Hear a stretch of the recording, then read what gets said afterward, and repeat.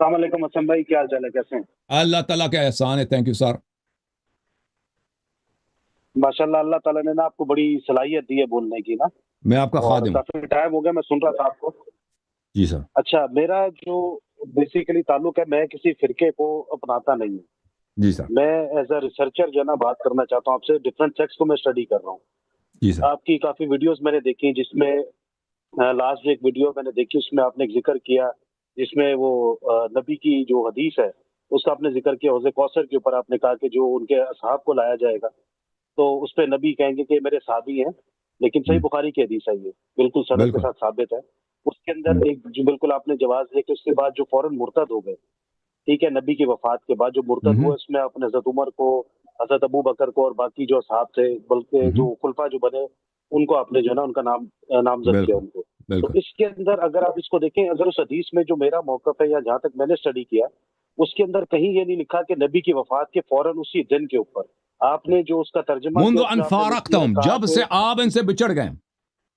تو نبی صلی اللہ علیہ وسلم کب ان سے جی بچڑ جی گئے تھے بالکل، نا؟ جب نبی کی وفات کے بعد. جی جی نہیں، جی جی وفات کے بعد نہیں ہے کہ وفات تو 100 سال بعد بھی وفات ہے نا.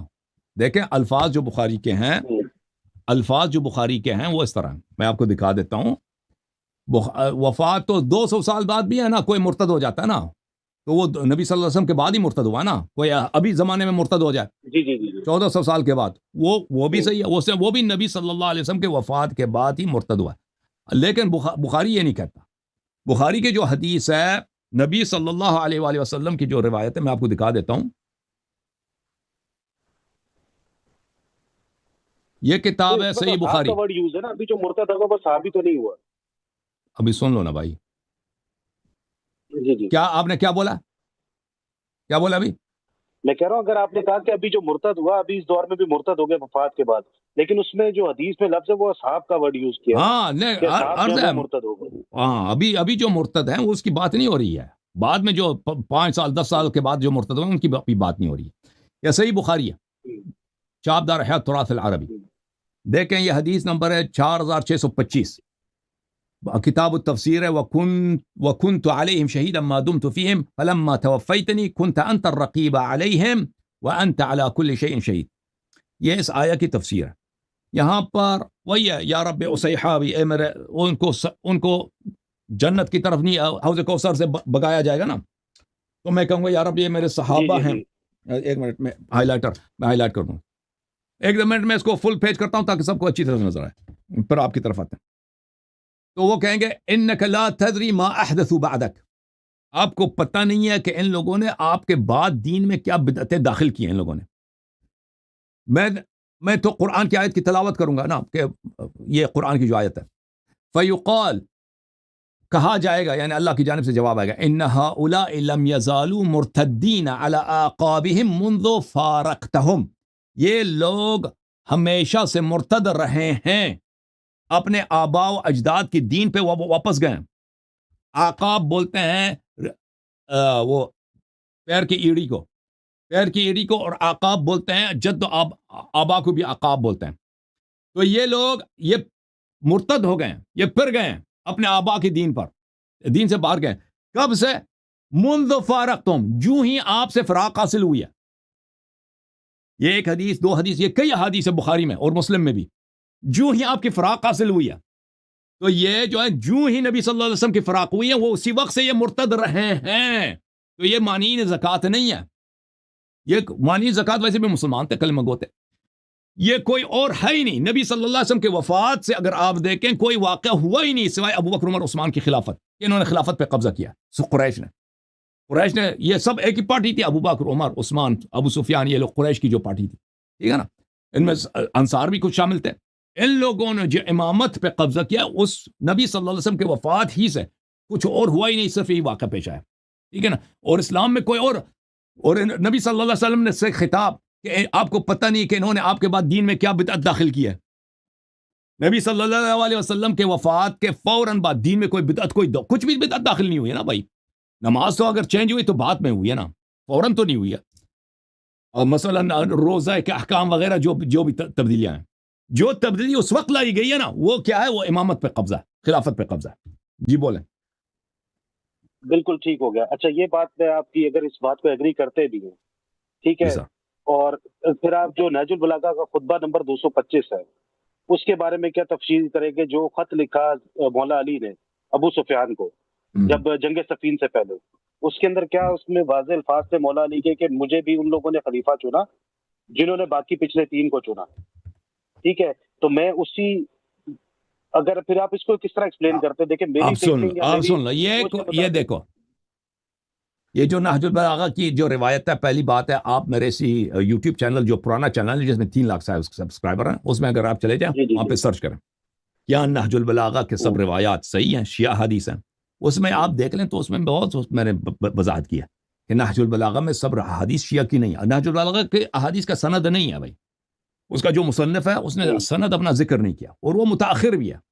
وہ کس سنے کے، وہ 14ویں جو 5ویں صدی کے ابتدا کے عالم ہے، 5ویں صدی یعنی 400 پلس، 5ویں صدی، ہاں 400 پلس اس کی وفات ہے، 400 کے بعد، ٹھیک ہے نا، 300 کے اواخر میں رضی شریف اس کے اواخر میں وہ رہتا. اب مجھے اس کا سند وفات صحیح طرح سے یاد نہیں، اسی طرح لگ بھگ ہے، ٹھیک ہے نا، 5ویں صدی کے آخر میں.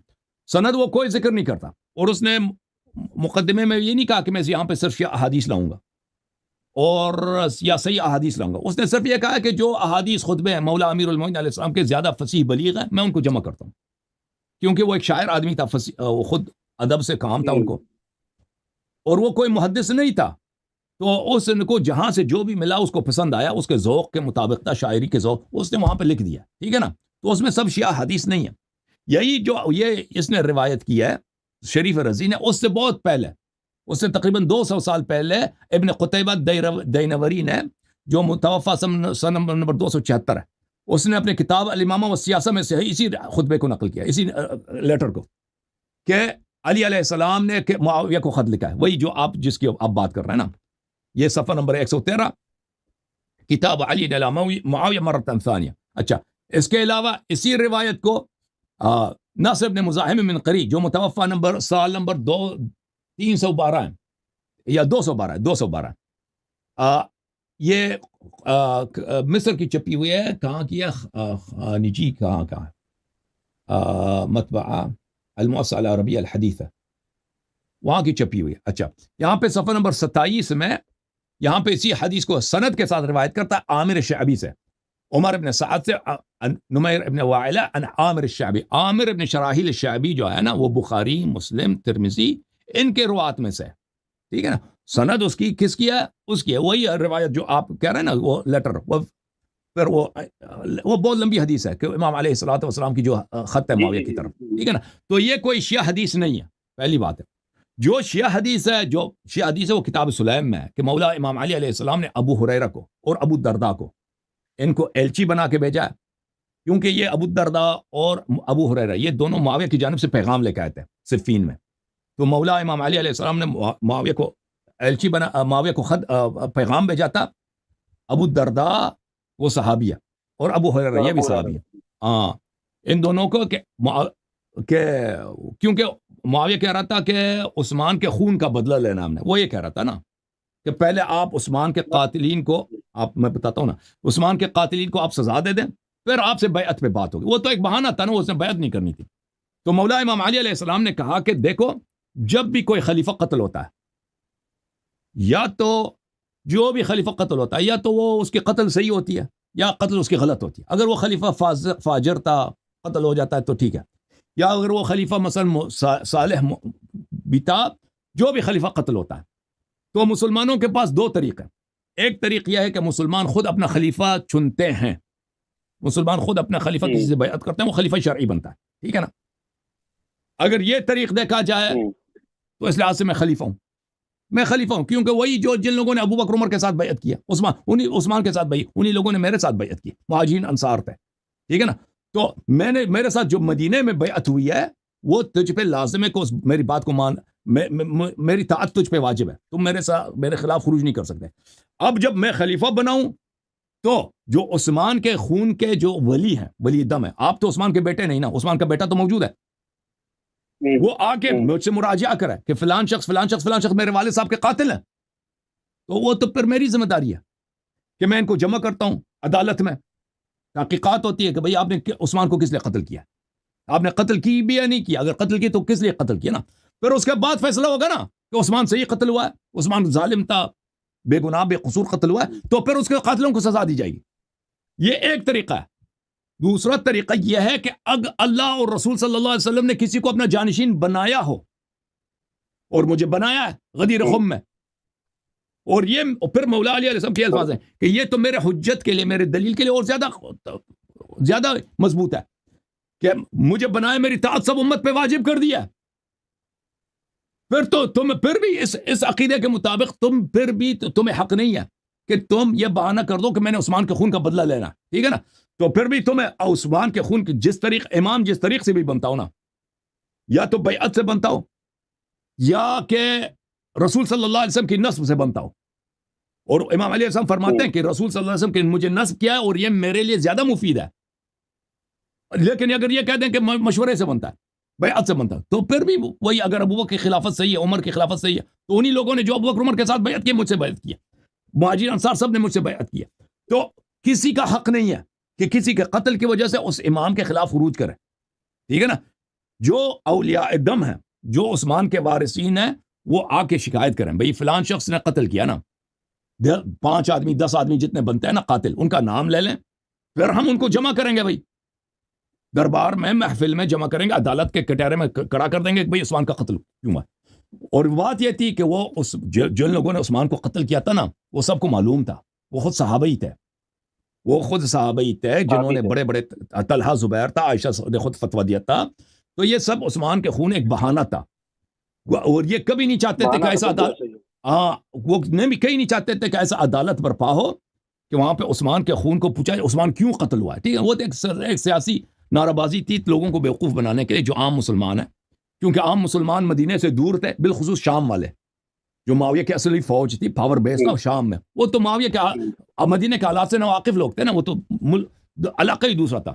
وہاں پہ تو مشہور کرایا تھا کہ یہاں پہ معاویہ نے مشہور کرایا تھا کہ عثمان جو ہے مظلوم قتل ہوا ہے، اور اس کے بغاوتیوں کا لشکر ہے، امام علی علیہ السلام کا جو لشکر ہے، خود امام علی علیہ السلام نے قتل کرایا، بلکہ تو ان سے بدلہ لیتے ہیں۔ انہوں نے ان کے ہاں یہ مشہور کرایا گیا تھا نا، جن لوگوں کو پتا تھا، مثلا عثمان کے جو بیٹے تھے، عثمان کے جو بتیجے تھے، ان کو تو پتا تھا قاتل کون ہے، وہ خود نہیں عدالت نہیں چاہتے تھے نا، کیونکہ عثمان کا اگر پروفائل کھول جاتا تھا نا، تو پھر وہ تو بہت لمبی پروفائل ہے کہ وہ کیوں قتل ہوا ہے، اس کی اپنی اس میں کتنی غلطی تھی نا، عثمان کی اپنا اس میں کتنا رول تھا۔ تو اہل سنت کی کتابوں سے بھی ثابت ہے نا، وہ پروفائل دیکھیں، اس چیز پہ تو کوئی اختلاف نہیں ہے، وہ تو دیکھیں اگر آپ ائمہ اہل سنت کی کتابیں پڑھیں گے، اس میں بھی سارے واقعات لکھے ہوئے ہیں کہ اپنے رشتہ داروں کو جو ہے انہوں نے وہ پوزیشن دی، یا جو ان کے گورنر تھے وہ ان کے خلاف ہوئے۔ دیکھیں علی بھائی، یہاں تک جہاں تک بات ہے، میں آپ سے اتفاق کرتا ہوں، دیکھیں اگر بات ہے مولا علی کی محبت کی، ٹھیک ہے، تو مولا علی سے بڑھ کے تو دیکھیں نبی کے بعد اگر کسی کا مقام ہے تو وہ مولا علی کا ہے، ٹھیک ہے، اور مولا علی سے محبت کا تقاضا بھی ہمیں پھر یہی کہتا ہے کہ جہاں تک مولا علی گئے، ہم وہاں تک چیزوں کو جو ہے نا کنٹریبیوٹ کریں، اس سے آگے ہم نہ چلیں۔ ایک اگر دنیاوی مثال لے لیں، اگر کسی مثال کے طور پہ اگر ہمارے والد کی کئی لڑائی ہو جاتی ہے، ہمارے والد کی لڑائی ہے کسی کے ساتھ، اور ہم جا کے کھڑے ہوتے ہیں ان کے پاس، اور ہمارا والد ہمیں کہہ دے کہ یار یہاں پہ خاموشی اختیار کر لو، تو پھر ہمارا حق نہیں بنتا کہ ہم اپنے والد سے آگے بات کریں۔ تو مولا علی کا مقام تو بہت بڑا ہے نا، کہ جہاں تک دیکھیں مولا علی نے بات کی، جہاں تک ذکر ہے معاویہ کا، وہاں تک تو بات کی سمجھ آتی کہ وہ ان کے دشمن تھے، انہوں نے یہ تو اہل سنت اب نہ مانے تو یہ ان کی ایک ہٹ درمی ہے کہ ان کی اپنی کتابوں میں جو ہے نا وہ ساری واقعات یہ لکھے ہوئے کہ ان پہ تبرہ بھی ہوا، ساری باتیں، حضرت امام حسن کو کیسے شہید کیا، مولا علی کو کیسے شہید کیا، پھر حضرت امام حسین کی شہادت۔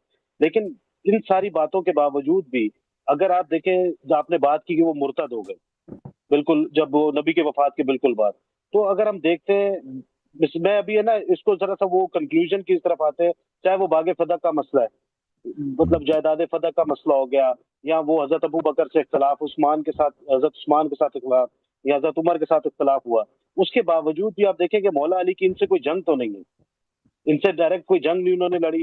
اگر ہم چونکہ اس کو کہہ دیتے کہ چلو انہیں عوام کی مفاد کے لیے جو ہے نا، مسلمان کی امت کی مفاد کے لیے انہوں نے خاموشی اختیار کی، وہی مولا علی کا خطبہ نہج البلاغہ میں موجود ہے، ابو سفیان نے جب آ کے کہا کہ ہم آپ کے ساتھ بیعت کرتے ہیں، ہم جو ہے نا وہ پیدل دیکھیں لوگوں امام کو علی علیہ السلام سے لڑتے ہیں، ان سے ہیں۔ حتماً لڑتے ہیں، اگر لوگ ان کے ساتھ دیکھیں حضرت ہارون علیہ السلام سامری سے نہیں لڑے، سامری سے لڑے ہیں، دیکھیں اصل موسیٰ علیہ السلام گیا نا کوئی طور، لیڈر کون ہے؟ لیڈر کس کو بنایا؟ ہارون کو بنایا، پریکٹیکلی لیڈر کون بنا ہے؟ ہارون کو پریکٹیکلی سامری لیڈر بنا ہے نا، سامری جادوگر ہے، سادو ایک 420 آدمی، ایک حرام زادہ، ایک کافر منافق جو بظاہر مسلمان ہے، سامری کیرزمیٹک ہے، بولنا آتا ہے، لوگوں کو اس نے ورغلا ہے، اب وہ لیڈر بنا ہے، ٹھیک ہے نا۔ بالکل ایسا ہی ہارون علیہ السلام اس کے خلاف لڑے، اور اس نے اس کی غداری دیکھیں، وہ سامری کی جو غداری وہ چھوٹی نہیں ہے، اس نے سب کو مرتد بنایا بھائی، بچڑے کی عبادت کرائی نا، بالکل ایسا ہی بالکل ایسا ہی بچڑے کی موسیٰ ہارون علیہ السلام کیوں نہیں لڑے؟ قال ان القوم استضعفونی، یہ قرآن کی آیت ہے، وکادوا یقتلوننی، انہوں میں بالکل کمزور ہو گیا تھا، میرے پاس ساتھی نہیں تھے کوئی، اور یہ مجھے قتل کر دیتے بھائی، میں لڑتا۔ موسیٰ علیہ السلام سے صفائی پیش کی نا، موسیٰ علیہ السلام نے جب پوچھا کہ یہ ہوا آپ کہاں تھے، ہارون سے پوچھا، تو ہارون علیہ السلام نے کیا کہا کہ میں تو بالکل اکیلا تھا، میں لڑتا تو میں قتل ہو جاتا، اور آپ کے جتنے جو 4-5-10 مخلص افراد یہاں پہ تھے وہ بھی میرے ساتھ شہید ہو جاتے نا، وہ تو آپ چاہتے نہیں تھے۔ تو اگر دیکھیں، اگر کوئی شخص دیکھیں ظلم کے خلاف لڑتا نہیں ہے، تلوار نہیں اٹھاتا، تو اس کا مطلب یہ نہیں ہے کہ وہ پر ظلم ہی نہیں ہے، ٹھیک ہے نا۔ بہت سارے رسول صلی اللہ علیہ وسلم 13 سال مکے میں تھے، ان کے اصحاب قتل ہو رہے تھے بیچارے، وہ سمیہ جو ہے عمار یاسر کی ماں جو ہے، اس کو کس طرح قتل کیا پتہ آپ کو؟ اس کی شرمگاہ میں ڈنڈی ماری ہے، شرمگاہ میں ڈنڈی ماری ہے، اس طرح بے غیرتی کے ساتھ کفار نے اس کو قتل کیا تھا، اور اس کے والد کو بھی قتل کیا، عمار ابن یاسر، یعنی یاسر علیہ رضی اللہ عنہ کو، حضرت یاسر، ان کو بھی شہید کیا گیا تھا نا۔ تو رسول صلی اللہ علیہ وسلم نے نہیں لڑے، اور نہ کسی کو لڑنے کی اجازت دیا، نہ اپنے کسی کو لڑنے کی اجازت، سب کو بولا کہ صبر کرو، برداشت کرو، ٹھیک ہے نا۔ اس طرح تو نہیں ہے کہ اگر کوئی لڑتا نہیں ہے تو ظلم نہیں ہے۔ دیکھیں بالکل، دیکھیں یہ بات بھی اگر ہم کرتے ہیں، میں کیونکہ دیکھیں میں چاہتا ہوں کہ آپ کی جتنی میں نے جو آپ کی ڈیبیٹس یا مناظرے اہل سنت کے ساتھ، یہ باقیوں کے ساتھ سنے، آپ کا موقف جو ہے نا وہ کافی حد تک ٹھیک ہے، لیکن اس کے اندر جہاں پہ اختلافی موضوعات ہیں، میں یہ کہتا ہوں کہ جتنے بھی اختلافی موضوعات ہیں، چاہے اگر آپ وہ ایک روایت لے لیں جس میں حضرت عمر نے جا کے وہ گھر کا دروازہ توڑا، بی بی زینب کے اوپر وہ دروازہ گرا، تو اس کی سند آپ کو جا کے ایک وہی کتاب سے ملے گی، سلیم بن وہ جو حلالی، سلام بن کیس حلالی کے ساتھ، وہ جتنی جگہ پہ بھی وہ روایت وہی نا، وہ ان کے ساتھ حضرت زہرا سلام اللہ علیہ کی شہادت پہ اب میں نے یہاں پہ تقریریں کی ہیں، میں نے بہت سارے مصادر دکھائے شیعہ کتب سے اور مخالفین کے کتب سے، تو اس طرح نہیں ہے کہ صرف سلیم سے کتاب سے ان کی شہادت، ٹھیک ہے نا۔ اور صرف گھر پہ حملہ نہیں ہے بھائی، صرف گھر پہ حملہ نہیں ہے، فدق کا مسئلہ ہے، پھر صرف فدق کا مسئلہ خلافت امامت ہے۔ رسول صلی اللہ علیہ وسلم نے کہا کہ انت منی بمنزلۃ ہارون من موسیٰ علی ولی کل مؤمن من بعدی من کنت مولا فعلی علیہ مولا۔ تو یہ دلائل تو ایک دو تو نہیں ہے، کوئی دو رائے نہیں ہے۔ دیکھیں اس میں تو دیکھیں علی بھائی، حسن بھائی، اس میں تو کوئی دوسری رائے نہیں ہے کہ جو حضرت علی کے فضائل ہے نا، وہاں تک تو ہم بات کو ایگری کر رہا ہوں میں بھی آپ کے ساتھ، فضائل نہیں، صرف فضائل نہیں ہے، صرف تعریف نہیں ہے، امامت ہے، تعریف نہیں ہے، صرف امامت ہے۔ سر امامت ہے، دیکھیں بالکل اس میں دیکھیں کوئی وہ بات نہیں ہے کہ وہ امام نہیں ہے، وہ بالکل امام ہے، لیکن دیکھیں اس کے ساتھ جہاں پہ مولا علی نے خاموشی اختیار کی، ہمیں وہاں پہ خاموشی اختیار نہیں کر لینی چاہیے، نہیں خاموشی اختیار کی ہے نا۔ اب آپ دیکھیں شیعہ کتب میں اگر آپ چلے جائیں، دیکھیں یہ خود مولا علی علیہ الصلوۃ والسلام آئے نا حضرت زہرا سلام اللہ علیہ کے ساتھ فدق کے مطالبے کے لیے، وہ سب کتابوں میں موجود ہے کہ انہوں نے، ابو بکر نے کہا اللہ نورث ما ترکنا صدقہ، تو انہوں نے کہا کہ آپ کی بات قرآن کے خلاف ہے۔ محمد ابن سعد بصری نے طبقات میں صحیح سند کے ساتھ روایت کی ہے کہ آپ کی بات قرآن کے خلاف ہے، یریثنی ویرث من آل یعقوب وورث سلیمان، یہ دونوں آیتیں پڑھ کے سنائی ابو بکر کو، انہوں نے خاموشی اختیار۔ حضرت زہرا سلام اللہ علیہا کا نہ بولنا ابو بکر کے خلاف، یہ خاموشی ہے، یہ آپ کا پیش امام ہے، خلیفہ ہے، آپ ان سے ہمیشہ کے لیے آخر تک نہیں بولی، جب تک، اور رات کی تاریکی میں دفن ہوا، کسی کو خبردار ہی نہیں کیا، خود نماز پڑھا۔ پھر امام علی دیکھیں، یہ دیکھیں حضرت عمر بھی شریک نہیں ہوئے، حضرت ابو بکر بھی شریک نہیں ہوئے، ان کے نہیں، کوئی نہیں ہوا، وہ غائب کے ٹائم دفنا ہے، میں اس چیز پہ اگری کر رہا ہوں، لیکن اب خود ایک چیز آپ یہ نہیں دیکھیں جو رسول صلی اللہ علیہ وسلم کی اکلوتی بیٹی دیکھیں ابو بکر سے بات کرنا چھوڑتی ہیں، کس بات پر؟ کہ انہوں نے ناجائز قبضہ کیا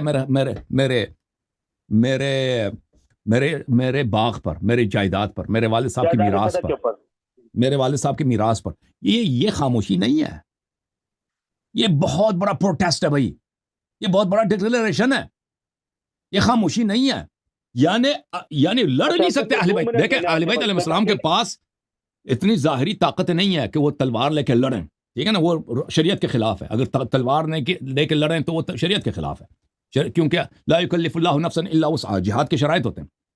لیکن یہ خاموشی نہیں, یہ بہت بڑا اسٹیٹمنٹ ہے پوری امت کے لیے قیامت تک.